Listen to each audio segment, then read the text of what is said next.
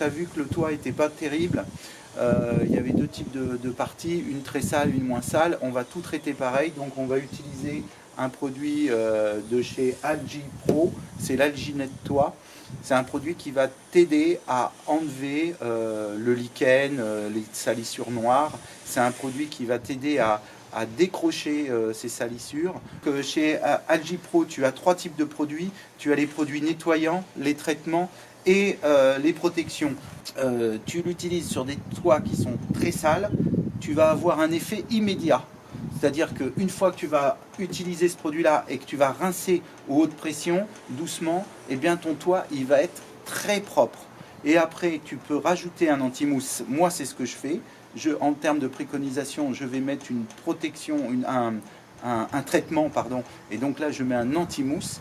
Et ta toiture, non seulement elle est propre dès que tu pars, et l'anti-mousse va continuer à agir pour finaliser le nettoyage. Ce produit-là va te nettoyer les toitures, pas à 100% comme tu vois là.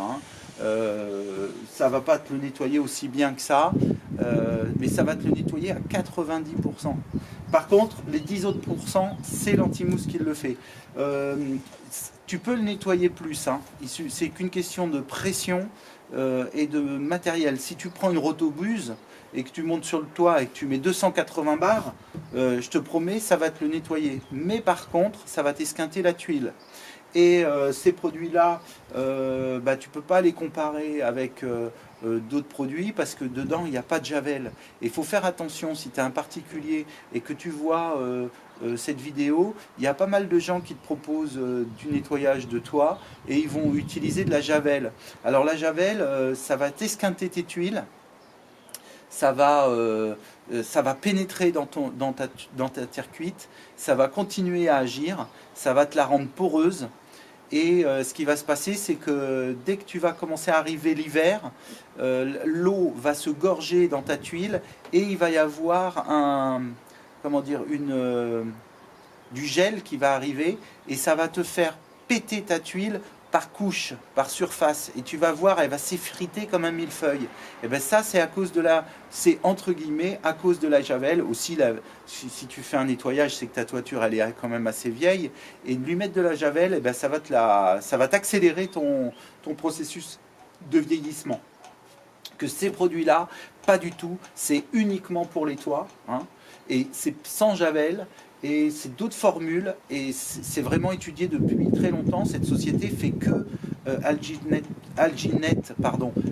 Pro, c'est une société qui fait que du produit de nettoyage bâtiment, hein. C'est vraiment professionnel. Donc ça, c'est des produits qui sont pas à diluer, ils sont prêts à l'emploi. Donc ça, c'est des bidons de 15 litres, donc 15, 30, 45 litres. Bien évidemment, tu peux imaginer que ça coûte plus cher que de la javel. Donc quand tu fais un nettoyage comme ça, il faut que tu prennes un certain prix pour que ça soit rentable. Tu regardes le prix que ça coûte le bidon, tu regardes ton prix de matériel, ton amortissement et le temps que tu vas passer, hein. Par contre, une fois que tu es sorti du chantier, ton chantier, il est nickel. Ta toiture, elle est nickel. L'Alginet Toit, c'est un produit qui est efficace, mais il faut que ta toiture soit mouillée. Si elle n'est pas mouillée, il va avoir tendance à pénétrer rapidement dans le support, à plutôt s'évaporer, et il sera plus efficace si le support est mouillé. Donc là, j'ai sorti mon tuyau, je monte sur la toiture et je vais mouiller avant application. Je vais mouiller par secteur. Parce qu'autrement, si je mouille toute ma toiture, le temps que je finisse de mouiller entièrement ma toiture, le temps de pulvériser ce produit-là, la toiture sera sèche. Donc je vais faire par secteur et après il faut laisser agir environ 2 heures. Et s'il fait très chaud, ce que tu peux faire, c'est humecter un peu ton toit de temps en temps pour éviter que le produit sèche. Il marche quand c'est bien mouillé. Donc l'idéal en termes de temps, c'est de le faire lorsque c'est un peu brouillard, un peu brumasse, une légère petit crachin, du style en Bretagne. Bon, la difficulté ce matin, c'est qu'il y a un petit peu de vent, tu dois l'entendre dans le micro, ça doit même peut-être même pas être très agréable.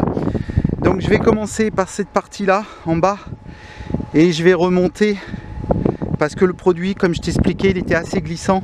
Donc si tu commences vers le haut, tu vas te retrouver coincé, et après tu vas glisser comme une patinette.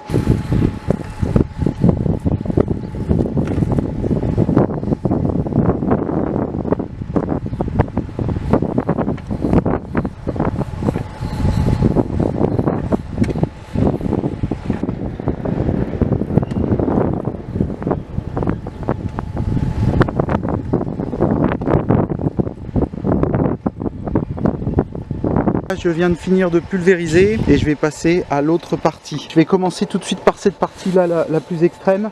Et comme ça, après, je vais faire celle-ci et après, je vais faire celle-là.